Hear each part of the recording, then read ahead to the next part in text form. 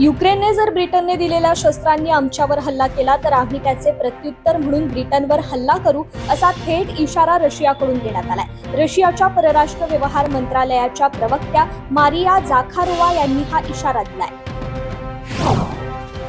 इस्रायलने दक्षिण गाझातील राफा शहरातील लष्करी कारवाई तातडीने थांबवावी असे निर्देश संयुक्त राष्ट्रांच्या न्यायालयाने आज दिलेत। इस्रायल मात्र हे आदेश मान्य करण्याची शक्यता कमीच असल्याचं बोललं जात आहे। रशिया आणि युक्रेन यांच्यात युद्ध चालू झाल्यापासून अमेरिका आणि पाश्चात्य देशांनी रशियावर अनेक निर्बंध घातले आहेत। यामुळे रशियाची मोठी आर्थिक हानी झाली आहे। यामुळेच रशियाने त्याच्या देशातील अमेरिकी संपत्ती जप्त केली आहे। राष्ट्राध्यक्ष व्लादिमीर पुतीन यांच्या आदेशाने ही संपत्ती जप्त करण्यात आली आहे। चीनमधून एक मोठी बातमी समोर येते। चीनी शास्त्रज्ञांनी नवा विषाणू तयार केलाय। इबोला रोगाचा आणि त्याच्या लक्षणांचा अभ्यास करण्यासाठी इबोला विषाणूच्या काही भागांचा वापर करून शास्त्रज्ञांनी नवा एक विषाणू तयार केलाय।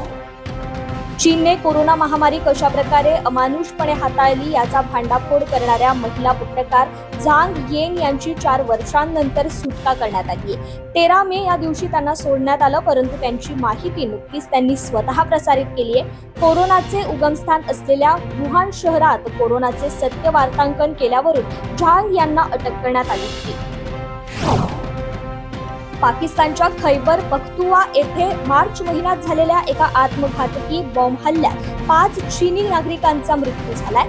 या नागरिकांच्या कुटुंबियांना $2.8 लाख नुकसान भरपाई देण्याचा निर्णय पाकिस्तानने घेतलाय।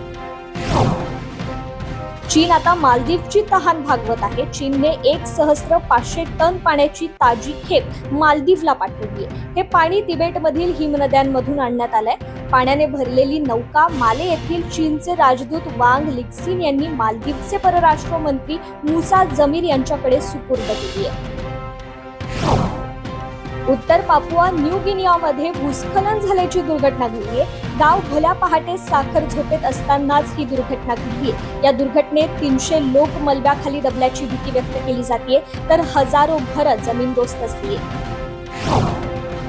उत्तर केनियामध्ये सोन्याची खाण कोसळून किमान 5 जणांचा मृत्यू झालाय, तर अनेक जण बेपत्ता झाले असे अधिकारी आणि स्थानिक माध्यमांनी सांगितलंय। किलो आर्टिसनल खाणीत 5 खाण कामगारांचे मृतदेह सापडले, आणखी 3 लोक अजूनही बेपत्ता आहेत। ज्येष्ठ चित्रपट अभिनेते अमोल पालेकर यांनी देशात सुरू असलेल्या समकालीन प्रश्नांवर खुलेपणाने मत व्यक्त केलंय। त्यांनी अलीकडेच माहिती तंत्रज्ञान नियम 2021च्या घटनात्मक वैधतेला आव्हान दिलंय। या प्रकरणी त्यांच्या वतीने जनहित याचिका दाखल करण्यात आली होती। त्यावर दिल्ली उच्च न्यायालयाने केंद्र सरकारकडून उत्तर मागितलंय। राज्यात मोठ्या प्रमाणात पिण्याच्या पाण्याची व चारा टंचाई निर्माण झाली आहे, परंतु लोकसभेची आचारसंहिता असल्याने प्रशासनाला काम करता येत नाहीये। यामुळे राज्य सरकारने आचारसंहिता शिथिल करण्यासाठी प्रयत्न करावे, तसेच लोकसभेच्या निवडणुकीच्या निकालाची चिंता न करता राज्यातील पाणी टंचाईसह इतर महत्त्वाच्या प्रश्नांकडे लक्ष द्यावं, अशी टीका शरदचंद्र पवार गटाचे नेते अनिल देशमुख यांनी केली आहे।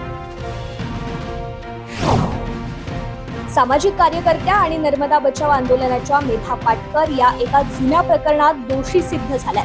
दिल्लीच्या उपराज्यपाल विनय कुमार सक्सेना यांनी दाखल केलेल्या मानहानी प्रकरणात पाटकर यांच्या विरोधात आरोप सिद्ध झालेत। यामुळे मेधा पाटकर यांच्या अडचणीत वाढ झाली आहे।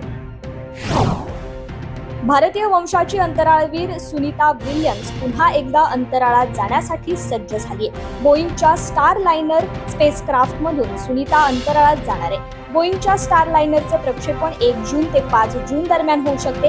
यापूर्वी हे यान या महिन्याच्या सुरुवातीला प्रक्षेपित होणार होते, परंतु तांत्रिक बिघाडामुळे प्रक्षेपण पुढे ढकलण्यात आलं।